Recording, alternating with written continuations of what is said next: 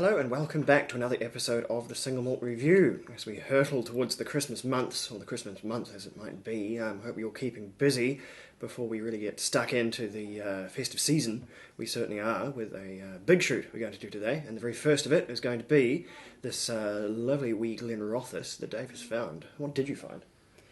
Well, we hurtle back into Speyside. It seems 1985 was a good year for Glenrothes. They produced a lot. And from 1997 onward, they started bottling it. And then they started to run out. So it seems that back in 2005, the last of their 1985 was vatted together and bottled into these wee 100ml wholly hand-graded Antioch looking miniatures. It really is a lovely tiny wee bottle there. So what we have here is a smidge under 20 years old. It's a July 1985 distillation, a May 2005 bottling. So 19 years and 10 months or so. God, what were you doing in July 1985, Tim? Well, I was very, very recently been born, so very little, probably lying around. I guess, plotting my second birthday by about that time, so yeah. And I think this whiskey was born about that same time. Oh, well, it's an oldie and hopefully a goodie, although it's quite an old bottling as well. This has been in there for 11 years now, having been bottled in 2005, but sealed and everything, so it'll be perfectly okay. I'm just realising I'm pouring this through a cobweb, so that's excellent. I'll just take that out of there. Never mind. No, Glenrothes. It is getting hard to find. It became popular all at once. There's always sort of been Glenrothes there, and cooking along over there in Rothes. Surprise, surprise. And then they did this rebrand. They came out with these sort of big, these little in this case, but these big fat bottles, round ones, and they did this whole vintage thing, which I still find a bit frustrating, and I'll have that rant later on, I'm sure. But then it became sort of popular all at once, and as you said, they kind of ran out of old, in any case, whiskey, so they've had to throttle it back a wee bit, and it's gotten pretty hard to find and pretty hard to afford beyond that, especially if you want the older stuff. So I guess if you're into it, then you're stuck with that. But regardless, it's why we haven't, and probably won't in the future, be showing a lot of Glenrothes off, because it's just not that attainable anymore. Not older, interesting versions like this anyway. So we're quite lucky to have this one.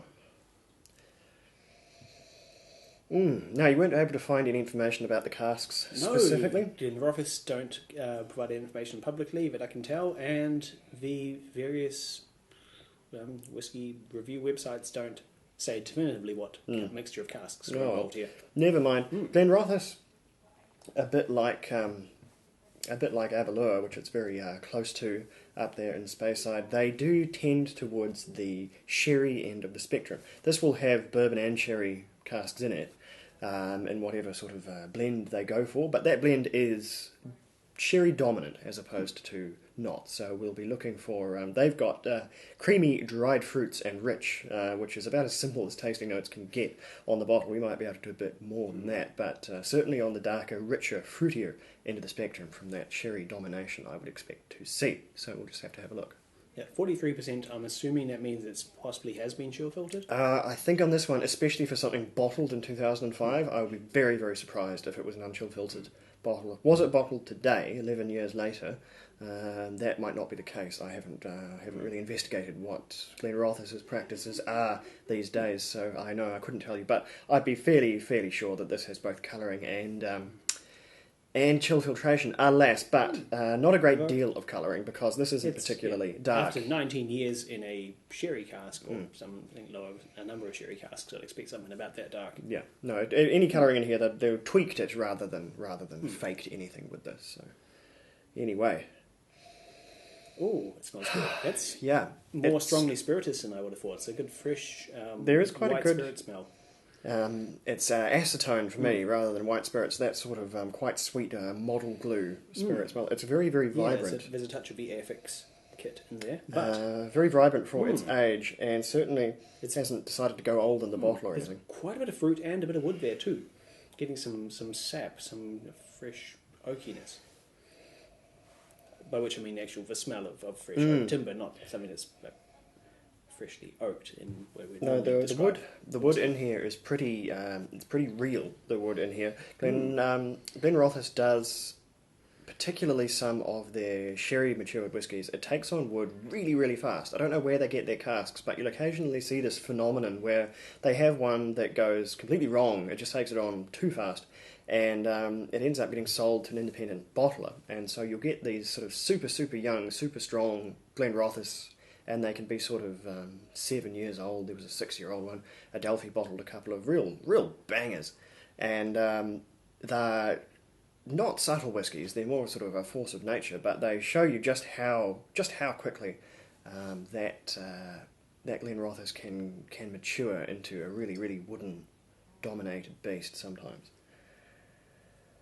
But there is a lot of creaminess here, as the label might suggest, and it is sort of fruity, dried, kind of dried peel, but dried apricot, maybe more so in that.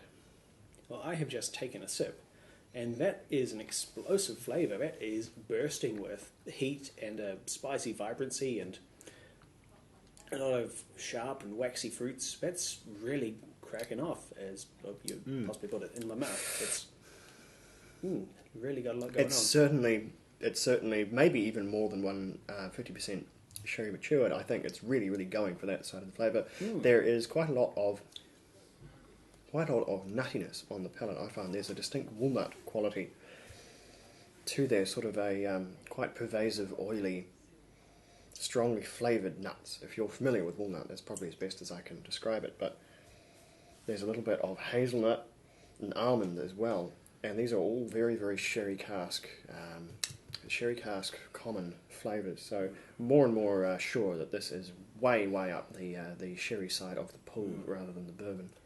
It's an impressively expansive flavour for a whiskey bottle at 43%. It's not to say that I was speaking something that was diluted or mild or anything, but the kind of explosive quality to it is really cool. It just erupts into your It's a very big whiskey, and Glenrothes that's the sort of style of whiskey it makes. It's a very, very big style of whiskey. It doesn't tend to do anything particularly subtle. It has its forays into subtlety. You can get or at least you could a couple of years ago, get a 100% bourbon matured one, and that was a lot more gentle. That one it was more settled in its flavours. This one is certainly way more on the classic side of things. It's quite bombastic in the flavours it brings. Fairly primary in terms of the flavours. There's not a huge amount of nuance in there, but there's a lot of bang. I think the water has really softened the nose, though. That acetone quality has softened down into some more pronounced citrus. There's some lemon sorbet, a bit of sherbet. Lots of puddings and pies starting to happen, and that's a good thing. There's some walnuts, maple syrup now coming through on the tongue. I'm getting a kind of a pancakey vibe off it. The acetone, I think, could have been... that's probably more evident in a very freshly opened bottle like that one was, a few seconds open. That tends to burn off quite quickly, funnily enough, acetone being one of those volatile hydrocarbons you can get. And those very ethereal flavours don't tend to stick around. So were we to taste that, say, tomorrow, that very, very sweet spirit might have burnt away entirely. So who knows there. It's certainly gone now that I've added some water, as you said. There's quite an almost Klein-Leachy waxiness to it now, which is always pleasing to see. I always think that bit of waxiness just glues the flavours around it together in a really, really satisfying way, although it's mostly on the nose and the palate. Some stewed fruit starting to come through as well. That's really not bad. I'm far from an expert on Glenrothes. As I said, it's just too difficult to get for me, at least in this part of the world. There may come a day when their production catches up with their demand, because I'm sure they're absolutely tripping over themselves distilling now that they've got popular, but that's the problem with something that takes 12 years to make, at least. You can't do anything, there's not much responsiveness in the industry, and fair enough, I suppose. So we'll just have to wait a little bit more, but I would thoroughly expect to see a lot more Glenrothes on the market in, say, maybe 3 years' time, I think would be a fair enough time to see it. But at any rate, it's good that they've done this wee one for us to sample here. Otherwise, we would probably never have been able to get it, because I bet you if a bottle of 1985 Glenrothes turned up today, it would be pretty severe on the price tag into the It's spectrum. out there, but it is not affordable or findable for most folks, I think. No, it ain't cheap, as they say. These ones are within a suitable price bracket for something. It looks like a deceptively small this bottle. 100 mils is a decent slug of whiskey. So it's about twice the size of your average little minibar miniature. It'll give you a good wee taste. That's right. So in terms of suitability, how suitable do you find this one, schools-wise? Well, it's 1985 whiskey. I would give it 86 points. It's good. I was wondering before why it was bottled at just so close to 20 years old, and I could wait another couple of months and then released it as a 20-year-old Glenrothes. That would have seemed logical to me from a marketing standpoint. But at the same time, tasting this, I think this is getting towards the end of its kind of maturing life. I feel if this was left in the cask much longer, then things would start happening, and not in a good way. All kinds of the wood would begin to run away with it a little bit. I think 86 is fairly on point. I'd give it an 84. I think it's really quite a good whiskey with a lot of punch, a lot of primary characters, and so if you're into that heavier style of maybe not obvious but clear and present flavours, that's probably one for you if you can track it down. The younger Glenrothes, which is a bit easier to get, is very, very similar in terms of bringing these primary flavours, but everything's just a little rawer. You don't get quite this smoothness, and you certainly don't get this lovely waxiness which the older varieties bring. So I probably would recommend the older ones, but that's a bit of a bum recommendation because they are so unavailable these days and so much more expensive. So I don't know. These tiny bottles are relatively abundant. There's still a good supply out there if you shop around. So we'll have to try it, certainly. They've kind of taken this whiskey to the limits of what it could get out of its casks, I think. So they probably bottled it at the last possible suitable date when it's still a good, punchy whiskey. Well, anyway, this has been the Single Malt Review. We'll go and rummage in the box for what have we got up next in a mammoth day of filming. We hope we'll be as concise as we are at whiskey number 6 or whatever we get down to in the list today. You'll just have to wait and see. So this is us signing off. Slanger, keep safe. We'll be right back.